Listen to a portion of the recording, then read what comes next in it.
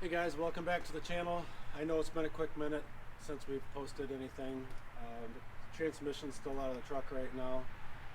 That's hopefully getting finished up over the next couple days. So we're going to get the truck up on the hoist, and we have a couple things to do to tie up between now and that time.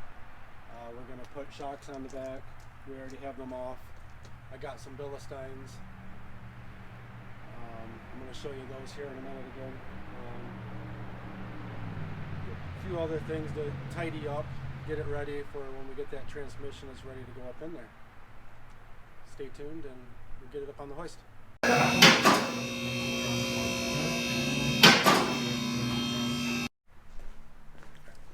Alright, so this is the shock we ended up going with. We got a hold of Raskull Supply Company and they hooked us up with these shocks, so I got to give a big shout out to them. If you want 10%, it's Bronco 10. Type that in, you'll get 10%. That'll help us out a little bit also. So we're going to get the shocks on the back today and see what else we get done.